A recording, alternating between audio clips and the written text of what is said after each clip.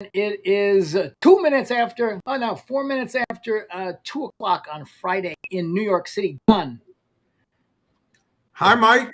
Great to be with you again. This LinkTank is just getting to be more fun and more valuable as time goes on. And want to thank everybody who's tuning in.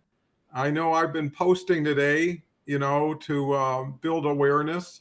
And we're doing this every Tuesday and Friday, 2 p.m. Eastern. So got some great conversation waiting for you today. And hopefully our goal is always to have one really good takeaway that you can leverage right after the call and see value today.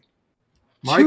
Today, yes, today. So in a continuation from Tuesday, which we were so packed with so much information, we didn't get to fulfill the beginning of what we were going to release, which is the Small Hinges Swing Big Doors. So if you don't know what we're talking about, go back to Tuesday's Link Tank to get all those nuggets from Tuesday. I'll give a quick summary. Small hinges swing big doors. Even if you have a door that's just one of the doors on a castle, you still only have basically 3 hinges. So those hinges, whether it's a small door or a big door, that's what it means. Small hinges swing big doors. So what is the significance of a small hinge? This is Don from my former business partner, who's still a dear friend, John Asaroff, the company Neuro Gym. I helped build with him, start in his backyard. And he always say, focus on small hinges that swing the big doors. So when we're talking about LinkedIn, and we're talking about how do you turn the effort and energy on LinkedIn into results.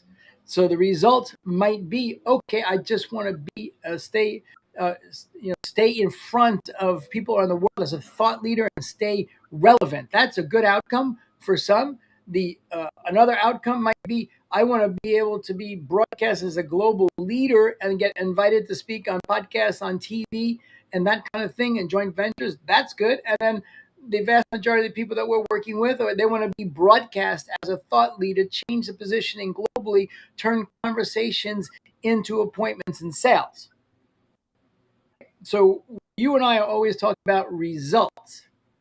So talk about results for a second, Donna, and then we'll get into the relationship between what we're talking about and the 3 hinges. Yeah, I think that's a great starting point, because there's a tremendous amount of activity towards planting seeds, cultivating, but not really going to harvest, and really not understanding what your goal was and did you accomplish it. And that's really an aspect of, are you really keeping the right score by looking at the results, right? Or at least planning for the results, because when you start on a journey, you usually have a place you want to go, right? And that kind of tends to direct you as to how you get there. And whatever the goal is, it's okay, as long as that's the goal, right? So a lot of people don't want to have goals because they don't want to be accountable. That's a good one to dig into.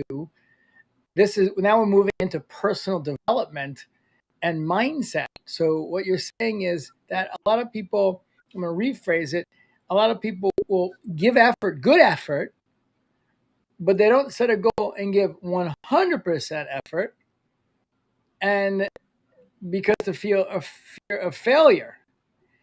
If you only give, let's just make up some numbers, 85%, and then you don't get results, well, you don't feel so tough on yourself, because subconsciously you're like, I didn't really give it. But if you set goals and you give them 100% and then you don't hit it, then, well, it's a different story. Well, I think that's perspective is so key, because if you start with the anticipated result, now you have to work backwards to make it happen. If you start with the beginning steps, all you do is go as far as you're comfortable going for as long as you want to go. And then whatever numbers you get, you justify it by something else. So you're really misaligned and misdirected. So again, if you say, I want 5, how many does it take, to Mike's point, how many connections to how many calls, to how many appointments, let's say, or engagements. And if you're not getting it, then it's easy just to increase activity, right? If you're only getting half as what you need and you're doing 10, now you got to do 20. The numbers always work. So the numbers aren't something you have to worry about. It's really, it is a personal development game. LinkedIn is a long game. The game is between you and yourself, and it's a lonely game. And that's where me and Mike come in, is we've been up and down the mountain a few times. We know where the easy routes are and the quick wins and the long-term successes. And one beautiful thing about LinkedIn Live, and now our LinkTank, is we could share this information with huge amounts of people at the same time, people that I've been working with every day for 2 years. So you don't realize what a reserve of goodwill you build up over time by, creating knowledge and sharing it, supporting other people in their posts. And you have to go and be the one who asks from them, okay, here's what I need now. I'm doing a LinkTank, come and see it, and people don't realize the goodwill they built up because they don't know how to keep the right score. Right? And too many people are going for what they don't have instead of working with what they have. I mean, I got 38,000 followers. How many more do I need to get 5 appointments a month? Right? They're all there, Yeah. So Mike, you're a genius when it comes to funnels, when it comes to systems, when it comes to strategies. This is a perfect opportunity. It is. And, from a mindset standpoint, we can break it down and we're going to go into the small hinges that swing the big dogs. But first off, from a mindset standpoint, what Don said is really smart, is that if you think about the end in mind. So I gave you a few outcomes that our clients want. They want to get JVs, they want to get on TV, they want to get on podcasts, etc. They want to be relevant, stay relevant, and be a thought leader, and they want business. So those are all outcomes. But those in themselves, without any type of number attached, are, let's call it, just fluffy. So you say, okay, let's take the one I want to get on podcasts and maybe on TV, and I want to be a thought leader. So, the way to do that is to make yourself desirable by being on LinkedIn and producing video training and content of what your genius is and how you share. So then those people that need great people like you, they don't need to see like a speaker reel from 5 years ago, which is irrelevant. They can actually just see you on LinkedIn. You're getting in front of them on LinkedIn. They'd be like, that person is the person I want. But if you have an objective to do that, but you don't have any numbers tied, and you do it for 30 or 60 days, and you give it 85%, like I just said, and then nothing really comes of it. You don't really have like a system. You're sporadically kind of doing it. Then the only thing that's going to happen is you're going to get frustrated, and you're going to say, "Well, LinkedIn sucks. Doesn't work for me." And the reality is it's the farthest thing from the truth. So the way to look at this is to say, okay, I want to be able to get on one podcast a week. So in order to get on one podcast a week, what is that going to take? And I'm making this up. So maybe you need to speak to 10 podcasters a week for one of them to say yes. I mean, I think that's low. I don't know. I'm not looking to get on other people's podcasts. I don't know if you have, but so let's just say every 10 podcasters you can connect with, one will say, "Oh yeah, come on." So then, okay, that's 10 a week that you need to sort of have that conversation. So then what is the next level above having a conversation? Well, somehow you need to be connected to these people, right? You have to initiate a conversation and get them in your network. So say you need to have, 20 people, 20 podcasters that you sort of, do outreach to, and 50%, yeah. And out of those, one says yes. Well, what are my activity? What do I need to do to reverse engineer to hit my goal of one a week? It's like I need to have 20 conversations with podcasters, so 10 accept me, so one will say yes. That's great, because then you put it on a spreadsheet and you say, okay, this is my activity for the week. Then you can say there's 5 days in the week, right, Don? Yeah, So and five here's times four, yeah, what, 5 times 4 is 20. So then you only have to do 4 outreach a week. That'll get you 20 at the top, and you'll get 10 of those in one. So then you can say, okay, every day I got to do 4 outreach. well, and I think that's so key is that there's some discipline that's involved. If you were working for somebody, they would share their expectations by the day or by the week or whatever period, and you'd have to fulfill it to reach expectation. And what's so beautiful about LinkedIn is it's not time oriented, it's activity oriented. To Mike's point, you can do 20 outreaches a day. You could do it in a month. You could do it in an hour. How fast do you want to move up the ladder? And the other thing that I just realized, in most cases, when you're out there promoting something, you're always saying, hey, I'm just the messenger, not the message, right? On LinkedIn, it's just the opposite. You're the message. LinkedIn's the messenger. They do all the work. They pay all the overhead. When I used to do marketplace sales like on eBay or whatever, there were listing fees, right? So if you want to list a product, you had to pay a listing fee. So you just didn't put anything. Maybe it was 12 cents plus a percentage of the sale or whatever back then. The point is LinkedIn lets you do 100 messages to any groups, any people, anytime you want, for as long as you want, let you throw videos on there, let you throw your content on there. And all you got to do is actuate. Push the go, go, go button, and all of a sudden everything starts flying like the 4th of July, and you're making noise, and people are seeing you when other people are saying, well, I'm coming up with the perfect post. I'll have it ready in 4 days. And 3 people look at it. The other part of what Mike's saying is having everything you need is great, but without exposure, without promotion, you're playing to empty theaters. Right? So half of it is getting your act together. The other one is promoting in arenas that people show up. Yes. And that makes all the difference. I call it your own best kept secret.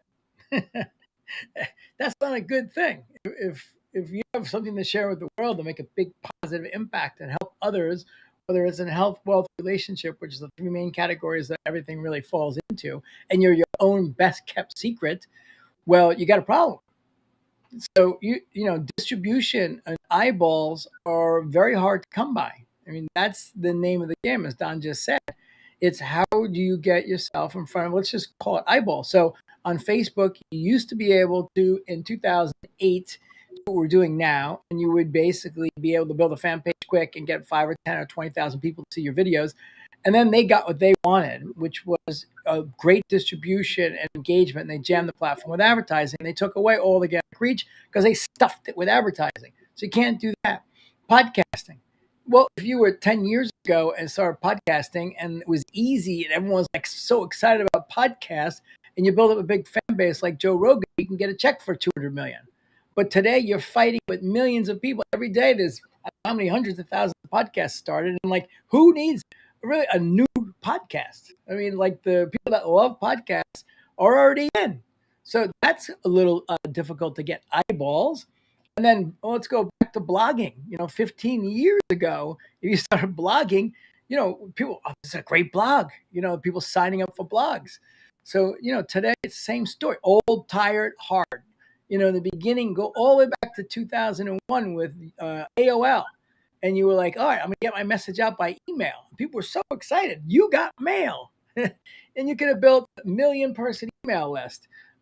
Obviously today, what it's like. So when you look at all these different channels, it's hard. You got to pay to play. Pay to play means you got to pay for advertising. When you pay for advertising, you're either paying on radio for ears or on social media or digital marketing for eyes. You're paying for eyeballs. So what we're talking about is, your best kept secret. You need to stop that. You need to let people know who you are and what you're about, and the service you provide and what you can do for them, and you need to see you. Then you can decide, I'm going to pay for advertising, which is great. I mean, YouTube's another channel I just forgot about. YouTube's good. It is a very long game. I mean, you got to talk about a long game. You got to just be dedicated to put out a lot of videos for 3 or 6 months, and before you sort of get into that engine to get some eyeballs. So, this is going back to what's your strategy? What do you want to accomplish? And when you start to figure out, okay, from a sales perspective, I need to make 2 or 4 or 6 sales a month. You're not going to make 50 sales in a month on LinkedIn. You're not going to make 20 sales in a month on LinkedIn. It's not that kind of channel, but you can make 2, 4, 6, 8, 10 sales. Yeah, you can make 20 sales actually. And that's kind of, maybe you can make more. I don't know. The last 2 weeks I made 10. So I shouldn't say that. You can make a lot of sales on LinkedIn, but you have to figure out, okay, in order to make those sales, how many conversations do I have? In order to have conversations, how many connections do I have?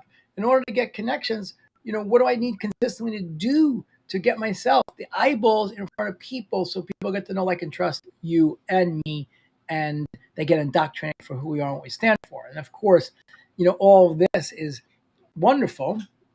And we're talking about content production and getting out there, which really creates inbound. But then, of course, we layer in the outbound. And so the determining factor of your success in your outbound is how well you do on your inbound. Because people don't want to be spammed. If you got a terrible LinkedIn profile, you don't even have a banner updated, whatever, you haven't posted in 3 months or 6 months, but you want to use LinkedIn and spam people, well, the people are going to be like, well, who wants to connect with me? And they're going to see this person hasn't posted in 6 months. Like, why do I want to connect with them on LinkedIn? The only reason they're trying to connect with me is they want to sell me some shit.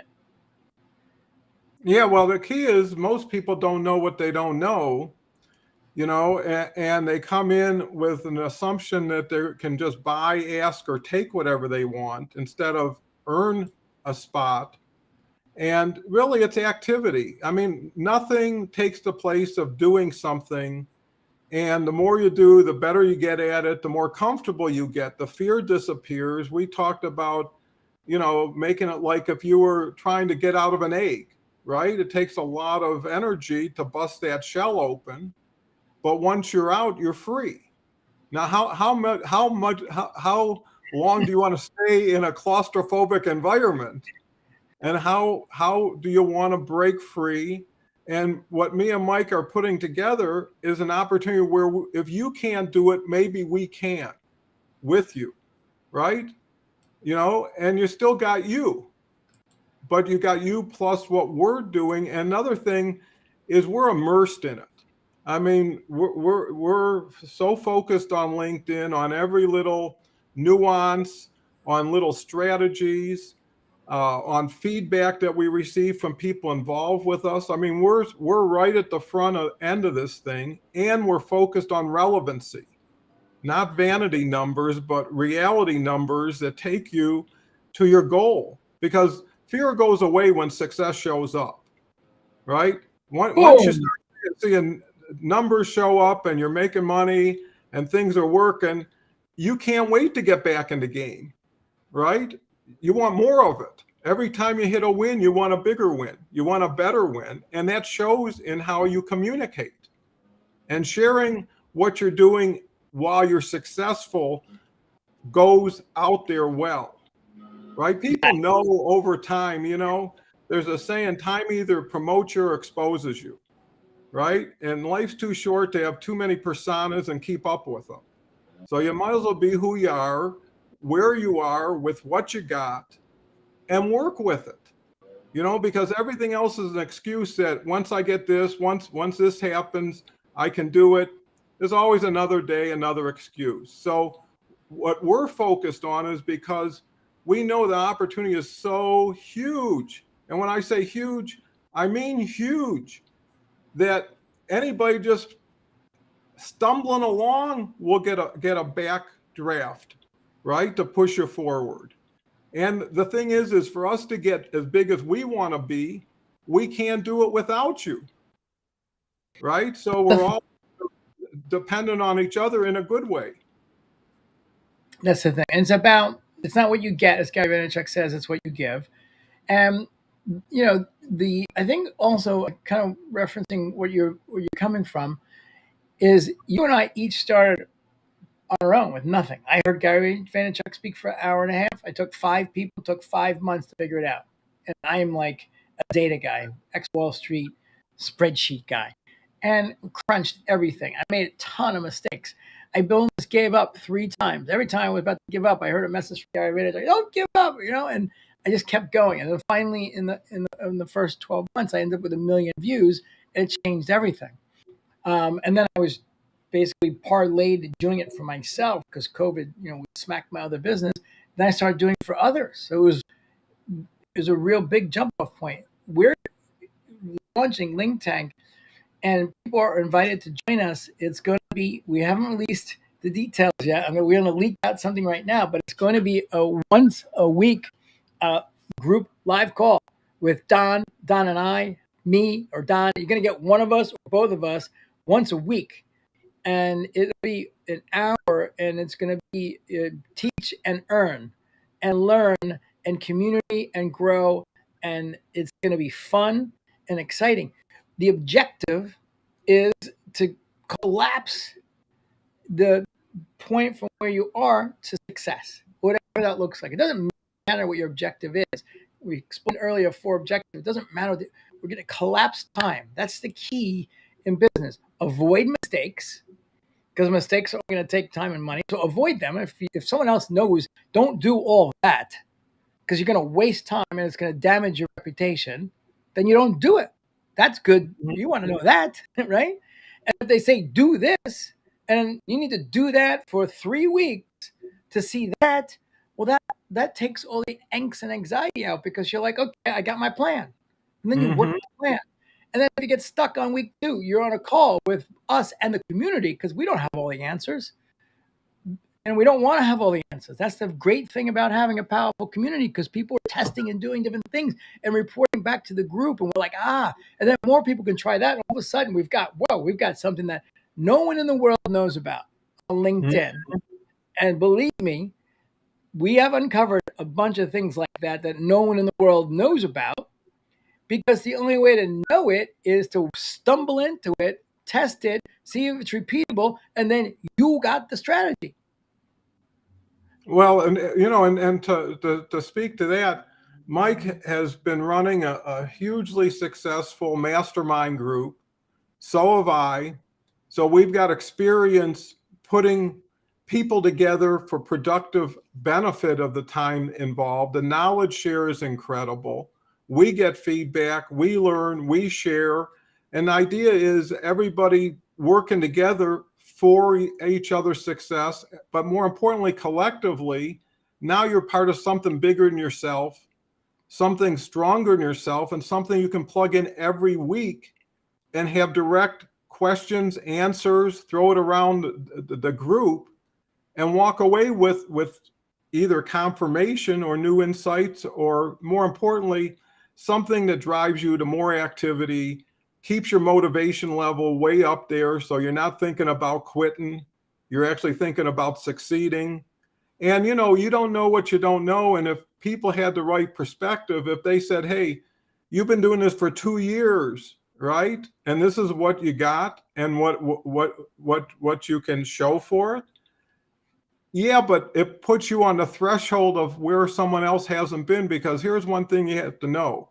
Whatever you achieve means someone behind you has to do the same thing to be where you're at, right? So every time you climb the ladder, and there is a great saying that says so many people are climbing the right ladder on the wrong wall, right? So they're doing all the right things. They're just doing it against the wrong situation. And sometimes it's just turning things around and making an adjustment that me and Mike can do. A lot of you out there have so much more abilities in so many different ways than me and Mike do.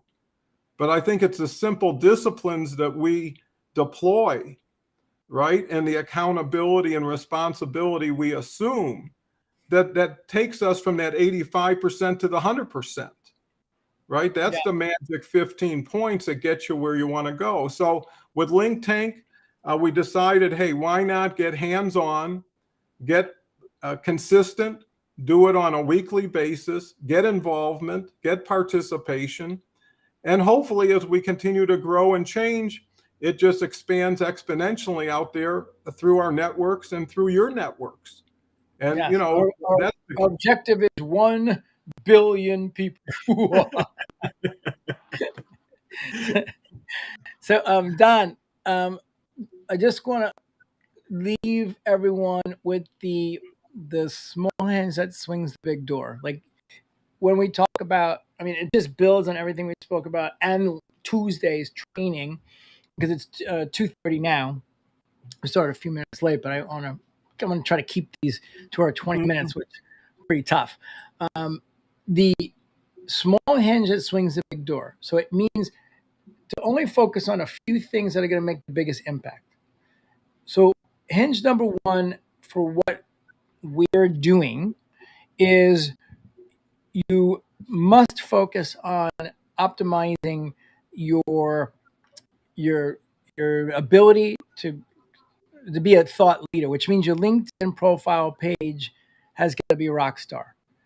Because at the end of the day, you can do a lot of activity, and if someone goes to check you out and like you stink, then all that activity doesn't work. So we can't control everything because we're on someone else's platform. So the things that we can control, we got to dial in. So the LinkedIn profile, got to get it dialed in. And then if you want to figure it out, go on my page. There we have 18 steps to dial on your LinkedIn profile. It's a great starting point. So that's number one. That's a small hinge.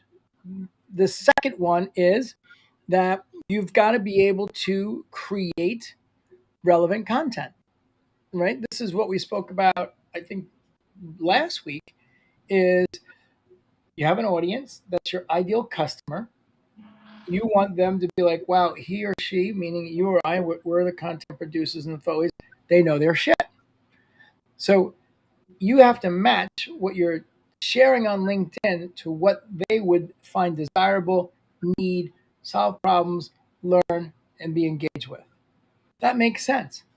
And the third hinge is in order to accelerate everything, if you think about, okay, what can I control?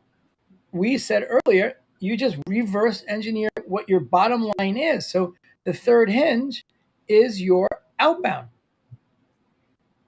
So you have your LinkedIn profile, which is where all the activity is going to end up there. Because if you do outbound, the first thing you're going to do is like, who's trying to touch me? They're going to go to your LinkedIn profile.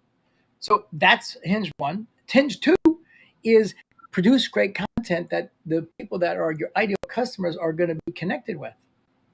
That's part of LinkedIn. What they want is great content, and they'll help you with distribution. So that will create flow and inbound. And then the third hinge, which holds the door, is then you can control your outbound. And you can do 100 a week now is what most people get relegated to. That's 20 a day, Monday through Friday.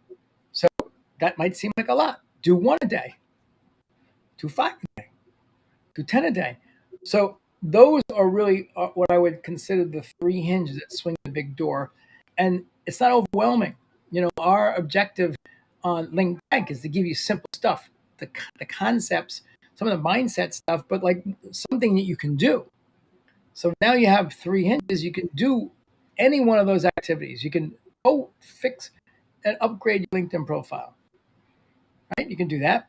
You want some advice after you do it? Message Todd and I. We won't charge you. We'll help you.